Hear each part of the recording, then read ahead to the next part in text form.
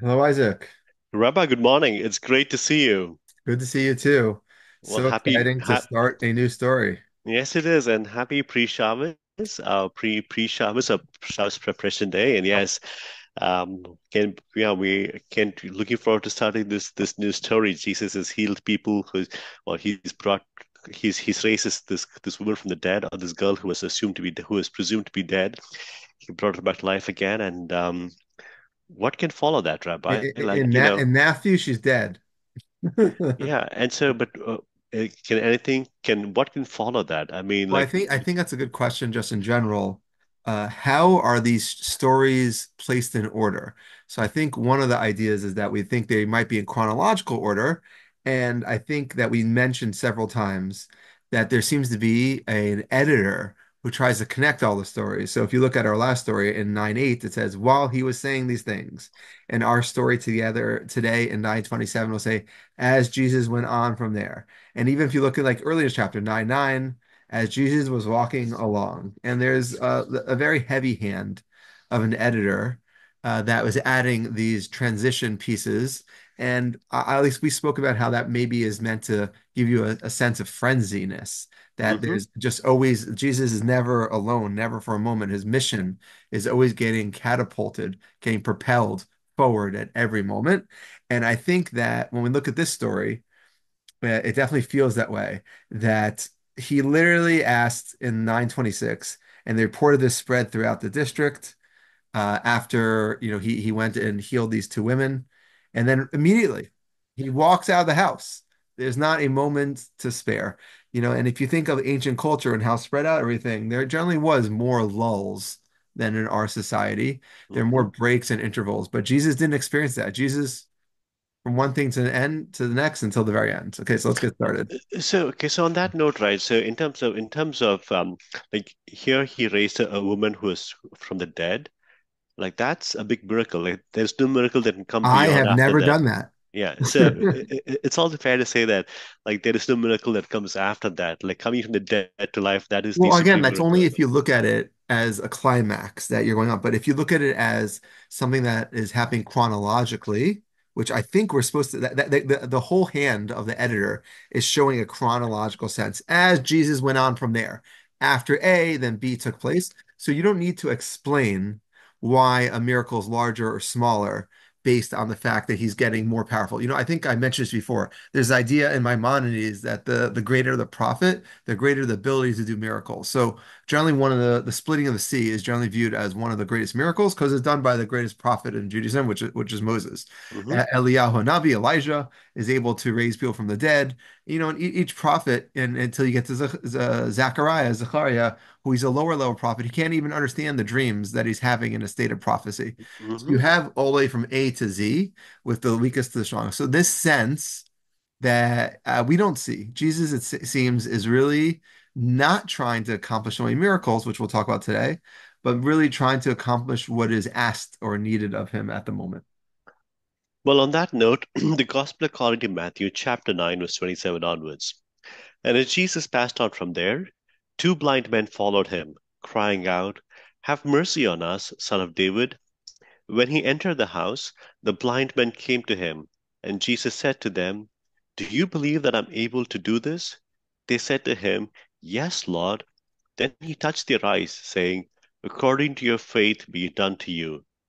And their eyes were opened, and Jesus sternly warned them, see that no one knows about this. But they went away and spread his fame throughout all that district.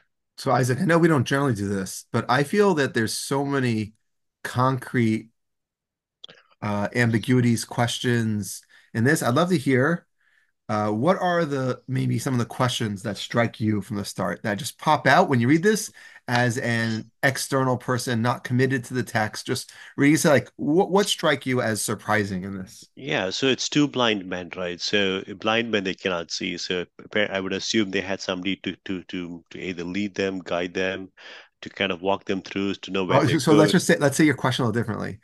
Blind people don't follow people well. Correct, That seems to be impossible. correct. So I'll tell you a greater miracle than blind people getting healed. A greater miracle is blind people following people. That's That is right. impossible. That's impossible. That's right. So I feel like we one of the greatest miracles of the New Testament is missed out here. People don't celebrate it. Blind people could follow Jesus. They sense his aura. Like in the Matrix, when Neo at the end, he's just glowing, even though he's blind, like Hmm. he could still see. So these blind people, they have such faith, or they're such great blind people that Hmm. they have this extra sixth sense that they could follow. So Hmm. we're going to add this to the list of miracles that happened during the first century. Okay, good question. Well, Anything else? yeah. And so, secondly, right, there are crowds following Jesus, but somehow they could speak it with such a loud voice that they could cry out Wait, where do you see that crowds are following Jesus? I'm sorry. well. So they say when Jesus passed on from there, it's not like Jesus is going by himself, right? Oh, Isaac, Jesus. you got to be honest to the text. So Jesus So always had some entourage going with him, because the earlier thing, right? And the report of this went through all the districts, so people know him. So when I say Jesus going passed on, Isaac, I don't Isaac, I'm not allowing that question. I'm not allowing. I'm striking it down striking it out. because Okay. and if it makes you feel better, maybe you have a sense, an inner sense, a New Testament sense that Jesus knew crowds were with him when they're blind people. Because if you skip, which we're going to do a little bit later, but if you skip right now to 20:30, Matthew 20:30, it says that in 29, and they were leaving Jericho. A large crowd followed him. They were two blind men sitting by the roadside. So maybe in your inner soul, you're Oh, confusing these two tales because you know the New Testament so well. And when Matthew, you knew Jesus because you have the sense that in 2019 that's going to take place. But at least for now, let's leave the text as is. And a question you maybe want to ask, I'll phrase what you just said differently. We see that Jesus crowds all around him. Why is there no crowd in this one instance? That's how I would phrase that's this the suggestion. that's a very good question. Yeah, and so I think and That's your question, just differently. You're praising yourself, Isaac. Yeah, okay. So, and it's not that these blind men they just cried out, right? They came to him. I think that's also a different miracle. It's one thing to be blind and to shout loud, people can hear the voice, but it's another thing to follow that voice and to come directly to That's our that first person. miracle. So, Not only were they able to follow him without him beckoning them, he went into a house and and they've they were able to follow him into a house. and Amazing. Okay, I'm gonna amazing, right? I'm gonna subcategorize that under question one though. Okay, Yeah. keep going. Um, and he said, "Do you believe that I'm able to do this?" They said to him, "Yes, Lord."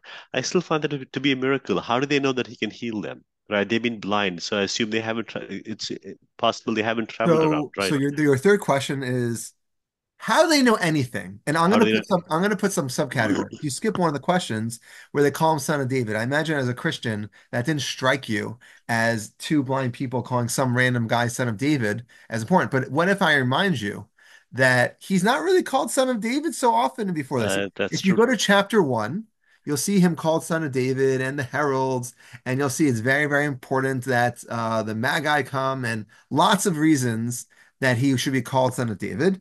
But for these guys, out of nowhere, you call him son of David, where are they getting information? And then when they call him my Lord, maybe that just means Mister. So I'm not going to really focus on that one.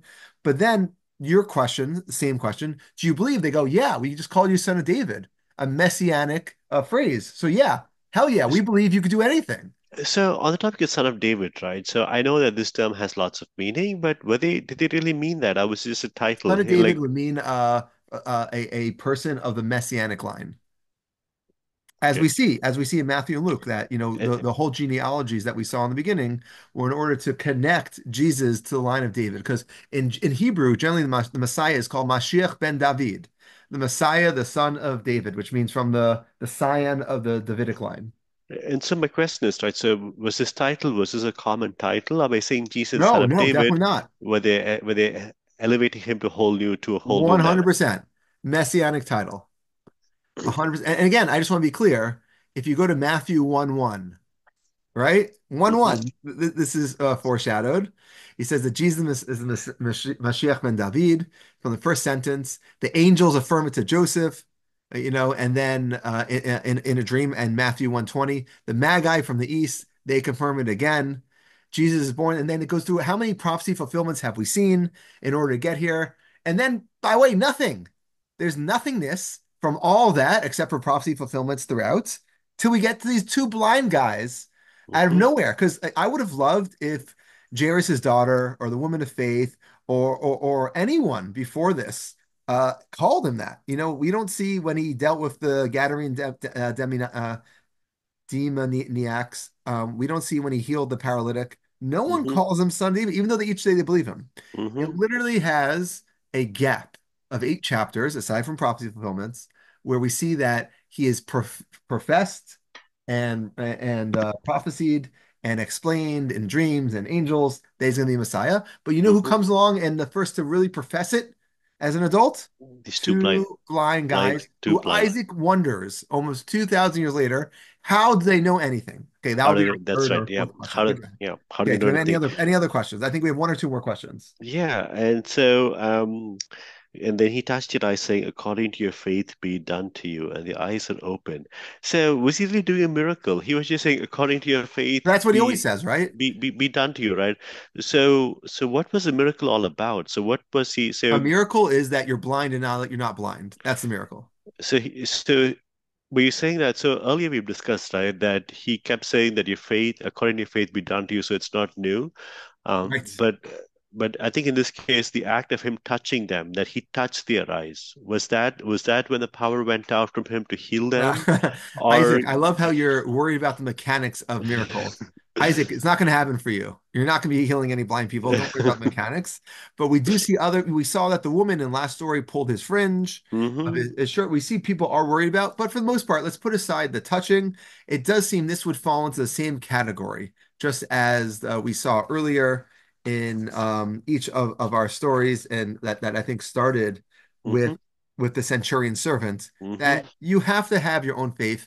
Me, Jesus, I'm not doing it. You're doing it yourself. I'm really just a vehicle, and maybe it's happening because I'm around. hmm But if it's just me, you get no miracle. It Yeah. has to be me plus your faith. So I don't think this is even noteworthy. 'Cause I think this is in the same kind of pattern. If you want to point out that he touched their eyes when he said it, okay, maybe you want to say there's some magical touch. That would be possible. But aside from that, I think this is in the same kind of line. Okay, so and then the third thing would be, like he warned them, see that no one knows about it. That seems ludicrous, right? Because here are two blind men, and they were healed. Word spreads around, and he's telling them almost the next impossible thing. See that no one knows about it, and so yes, and so that to me Well, stands it's out. not It's impossible. He's telling them don't be chatty about it, right? yeah, but people would notice. I mean, they've been blind. I mean, can you imagine what's it like to be blind all your life and now to have sight and say, like, don't, like, you cannot just go, like So 20%. you're being very allowing towards them. You're being very compassionate and merciful, saying that these guys are given an impossible task.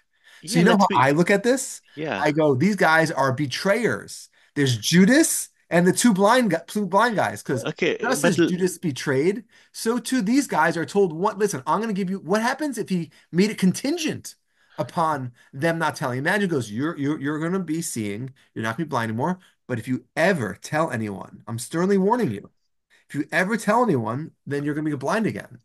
So he didn't yeah, make it contingent. But to me, you're just saying this was an impossible task. I I mean, don't that's feel that right. way. I feel like they should have shut up. They shouldn't have talked. They should have understood that if he tells you, I wouldn't have said anything. I'd been like, listen, none of your business. Go team. Like, I'm so happy I'm Rabbi, not I hearing. just wish, I wish we might all be this logical as Park the guy in Star Wars were so analytical, so far remote from emotion. But these were two men who've been blind in the sense that they cannot see and now they can see. And that, like when something happy happens, it's human nature to be happy about it, to be joyful about it, so we have celebration. So I don't know how we can tell them, I'm gonna do this life transforming thing. Oh, by the way, nobody Isaac, can know. I'm not going to tell you any of my secrets. I'll tell you that. Because I feel that you're able to justify the spreading of secrets. Jesus says it's a secret, and they go tell the whole region. Not only that, there's this famous concept called the messianic secret. Have you heard that phrase, the messianic secret? No, I haven't. So No. messianic secret is used as a common idea that where Jesus multiple times instructs people to keep quiet about some miracle or his identity. And there's many reasons that are hypothesized about this messianic secret. And it could be that Jesus wanted to avoid any kind of, let's say, premature attention. He didn't want any fame. He didn't want people to get the misunderstandings about his mission. As you know, there's lots of different reasons that people would have had lots of assumptions about what a Messiah is. And maybe Jesus thought that if they are able to fill in the blanks themselves, they're going to be led astray. I'm a different kind of Messiah. So maybe he didn't want people to know. Maybe it wasn't really the timing of the revelation. It wasn't, you have to wait a little longer. Maybe Jesus wanted people to focus not on his fame, but on faith. Maybe just didn't want to perpetuate misunderstandings. So generally, those are the four kind of attitudes for the messianic secret. I don't know why Jesus would have hid things, but I think it's very important for us to acknowledge that he thinks if anything for evangelists today, it's actually a complicated matter. Because if someone hid something historically, I don't find it meaningful. But what happens if I tell you the mission of many evangelists is in order to spread the word, and yet the guy who is the word chose not to spread it? So it feels that it's contradictory, and you have to kind of, if you're an evangelist, if you're trying to spread the good word, you're going to have to give some explanation about there's a transition period. Like when Jesus died, that's when he died for your sins, and now it can be celebrated with all the fame and note possible in the world. But before that, the messianic secret was meant to be perpetuated. And because he didn't want either the timing's wrong or he didn't get the crowds to get the wrong meaning or misunderstanding or want to focus on faith, whatever explanation you want, he didn't like that. So that being said, that there is this concept during Jesus's life, I am going to double down, Isaac, and say it's even worse what the blind people did. And if anything, maybe it makes Jesus question why he what if he should have done that or not. So, okay, let me play the devil's advocate, right? So here are two blind men. He tells them, "Don't spread my word. Don't they see that no one knows about it." A guy who they believe is Messiah, the Messiah, son right? of David, tells them So, to do something, and they're going to say, what are they going to say, Isaac? uh, well, that's a fair point. Now that I put this two and together, if they view him as the son of David, then they shouldn't. Maybe I was playing you all my Maybe sympathy. Jesus didn't know what he's talking like they already believe. Yeah. And let me kind of point out one more question, just on just one thing that you didn't note. So as Jesus went out from there, two blind men followed him, crying loudly, "Have son." What did Jesus do? There's a missing idea right there. Jesus went in verse 28, when he entered the house, the blind came. If you're Jesus, Isaac, what do you do? I would have acknowledged their cry, but Acknowledge their cry, show compassion, shouldn't. show mercy. Just turn your head. You know, there's actually a verse in the Bible that says that when someone cries out to you, you're not allowed to turn away. Yeah, This yeah, literally might have been a biblical violation of a that's right. prescription in the Bible that when people are crying out for you, there's actually this really funny idea when people ask you for charity. Like I'm trained as a child. When people ask for your charity, you don't always have to give charity. You know, you're not made of money, but you have to kind of look them in the eye and Mm-hmm. say, I'm so sorry. I Mm-hmm. would love to help you, but I'm as poor as you are, really, and I Yeah. just hide it better. In this So case, Jesus just blindly he doesn't even doesn't acknowledge them. even acknowledge That's them. He literally nothing. And you know what is not very Jesus-like? How Jesus acts there. So I think that's gonna be our last question. Why does Jesus not acknowledge them? Okay, so we have a lot of questions, and I think we're not going to answer any of them. so But just on that note, right? So on the earlier one, right, 8, 9, 18. Uh, so here's this young girl who's raised from the dead. But he does not tell them, don't tell anyone about it. But why only these two blind men saying, no, see that you don't that no one knows about it. Because I would imagine if she was dead, she was raised again, crowds were there, that news would spread like wildfire because everyone would be thrilled about it and so excited, like what happened? Is there a particular reason why he told only these two blind men? And not the other, and not when he was with the crowds. And so even taking this further, right, in your case, if Jesus was going by himself, which then to your point, verse 9:27, there were no crowds next to him, probably middle of nowhere, and telling two blind men, "Don't tell me about it." It seems so very arbitrary, right? So, because I would think that these blind men know he's son of David because somebody told them that, hey, there's Jesus, he's doing all this miracles. So, from their vantage point, it could be that, hey, why is he? Did he really mean this? Because in all the other instances, he did miracles, and there's no commandment and no request to not tell anyone. And his fame spread all across the country. so what's interesting is the word that is used over here that he in my New Testament says sternly order them. The Greek word is embrimia omai, And that word, it's complicated what it means, but generally means either earnest charge, or it can mean groan, or murmur against, or threaten. And it's only used 5 times in the New Testament. And it's always used as a warning in that, like in Mark 1:43 and Mark 4:15, it's used to tell the disciples not to do something. It's always used as a serious thing, like I want you to listen to me and to follow. AKA, it's not meant as a device. It's meant as something that he really believes is gonna happen. So you would have to differentiate to answer your question why he says it some places and not other places. It's a good question. It could be that, as you said, maybe when things happen privately, this was in a house, no one saw it. They don't have to announce it. But you're pointing out that many people would have known that they were loud yelling, crying, begging blind people, and this change would have been important. Okay. Yeah. So these are great questions. So let's start answering some of them, though not most of them. And let's get going. Okay. So let me bring this up. Okay. So the first thing I want to, I guess, just speak about, just to make our classic rabbinic parallel. So I think number one, blind people are ubiquitous. Every society has blind people. Some people are born blind. In the prophets, some of the kings pop out people's eyes. So one of the punishments that we mention is a blind person. That some people are blinded. We know that some people are even blinding themselves. We have the famous story of Mattia ben Harish. He's said to have deliberately blinded himself to avoid temptation, but then his sight was miraculously restored by the angel of fire. That So we have lots of stories of blindness. I want to point out that the word for blind in the Bible is iver, which is blind, but in rabbinic literature, you're almost always called a sagi nahar.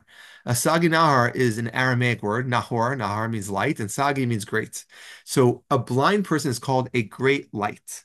So on the one hand, this is obviously euphemistic, and that the Talmud uses this expression to refer to blind people like Rav Sheshis, and that their eyes lack light, but usually that means like on the other hand, they are great lights. And there are many blind rabbis throughout the Talmud. There's Rav Yosef, as Rav Sheshes we mentioned. There's Rav Nachum Gimzo in Tanis 20a. There's Rav Dosa ben Hyrcanus in Yevamos 16a.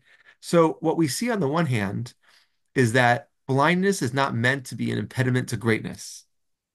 So just because someone's blind, it sees in rabbinic literature, it's totally not a big deal. Not only that, the most famous verse I would say that has to do with blindness is don't put a stumbling block in front of a blind person. That's Leviticus 19:14. The whole verse says you shouldn't insult the deaf because they can't hear you, or place a stumbling block before the blind. So the rabbis had a lot of trouble understanding putting a stumbling block in front of the blind. Because a blind person, everything's a stumbling block. You Hmm. don't have to put a stumbling block in front of the blind. They can't, so obviously they can't see it more than anyone else, but they're already kind of bouncing around and not able to understand that so well. So much so that the very famous commentator Rashi, when he was commenting on don't put a slumming block in front of the blind, he tells this little quick tale. This implies give not a person who is blind in a matter and a vice which is improper for him. He literally feels it's so impossible to believe that the person is blind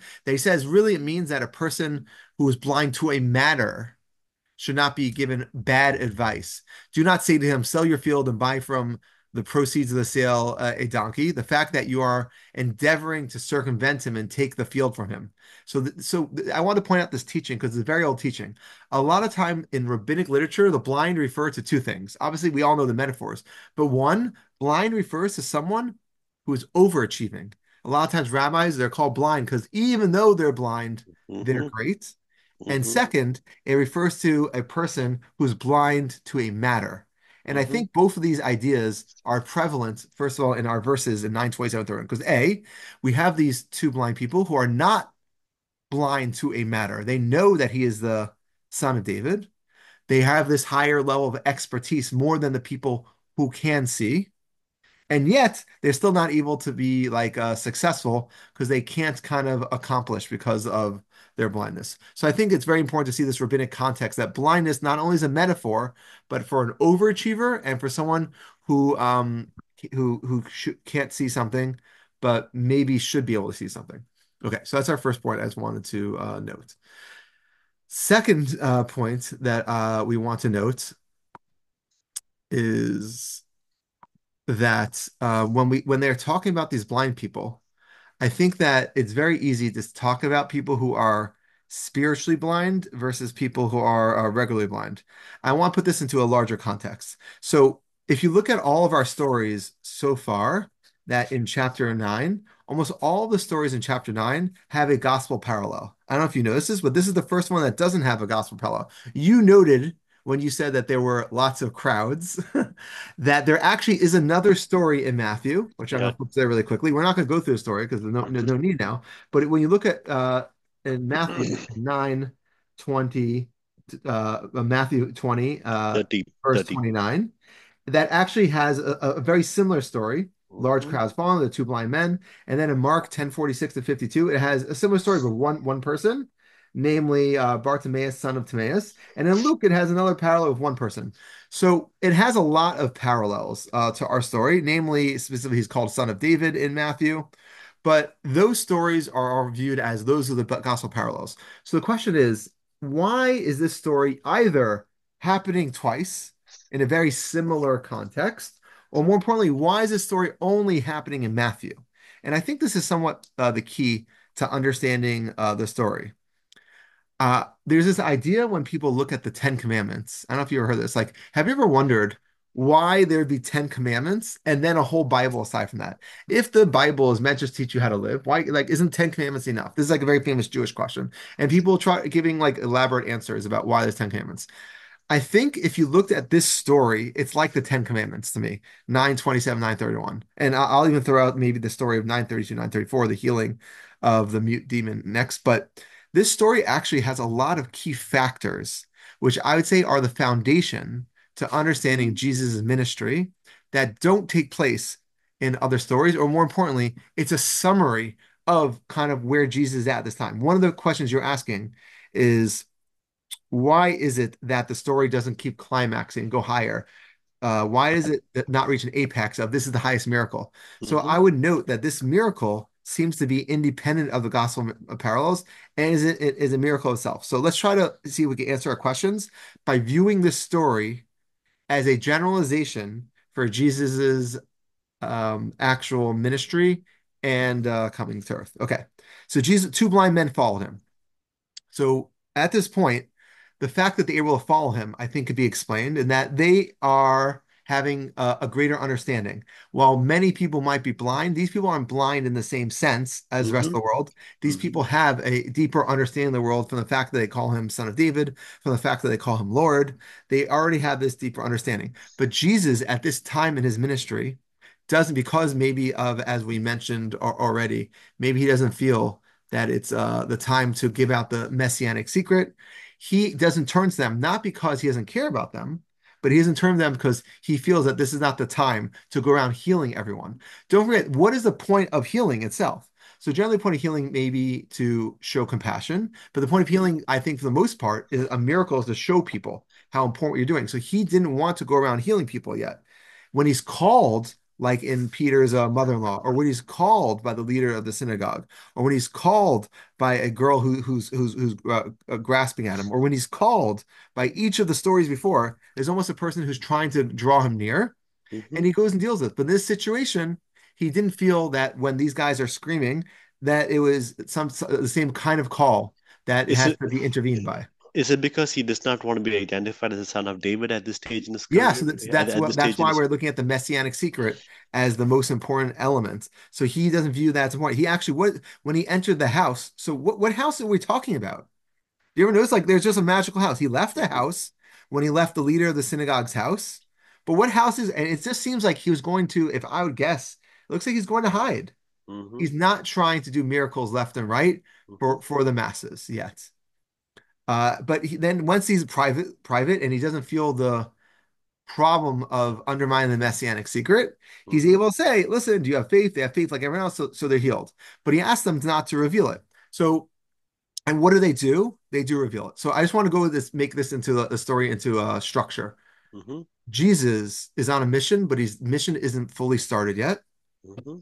He stops and has a gap in order to heal people because he doesn't feel that is totally off his mission. Hmm. Last piece, he's betrayed and he can't really do anything about it. Hmm. So I feel like this, if anything, is somewhat parallel to the structure of the gospel itself. You have people coming along announcing he's not quite there yet. He's betrayed, and it's fine. So I feel that this story is actually, if you had to tell someone and summarize the whole book of Matthew in less than 6 verses, this maybe will be that verse. And the reason it's placed here is because this is after all the other kinds of healings, but this is kind of like a summary story of the other healings. So, wow, that's a profound. So you're saying that the book of Matthew can be summarized by these 6 verses? Yeah, that's what I'm saying. And I think that it's really interesting. And I just want to point out they are screaming, and he doesn't come to heal them because Jesus doesn't come to fix every situation.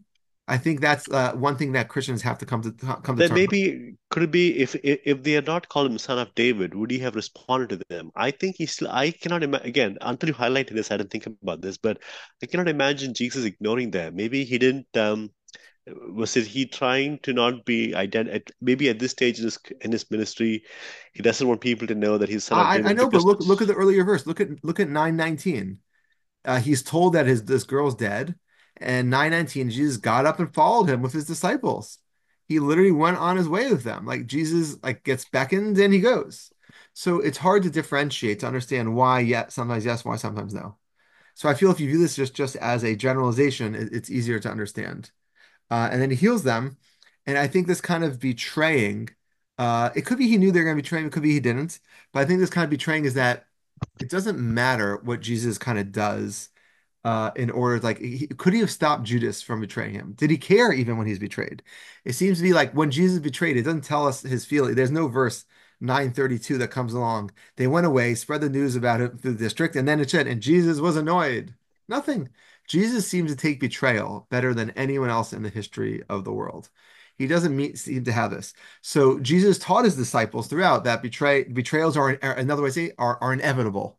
And those who betray you, it's okay.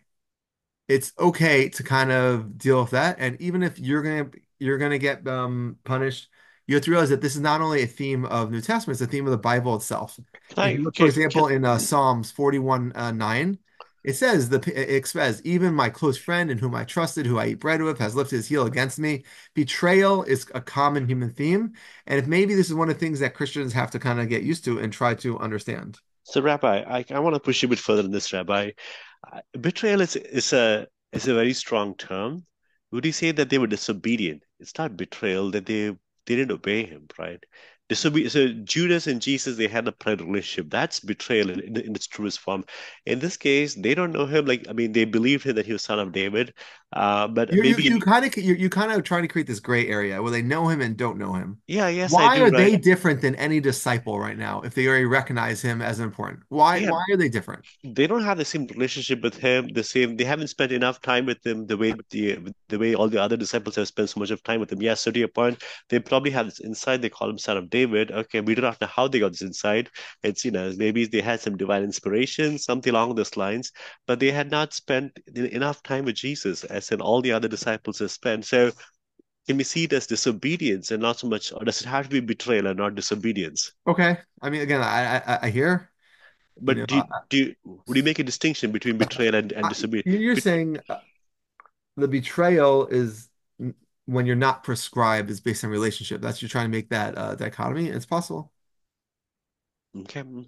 Now, so until you highlighted this, I didn't see them themselves as betrayal. I just saw this as just basic human behavior, just basic human people thinking of Maybe doing so. so I think what Jesus is saying is betrayal might be basic human. Ah, So I don't think that's contradicting. It's interesting when you have more of a what's the right word?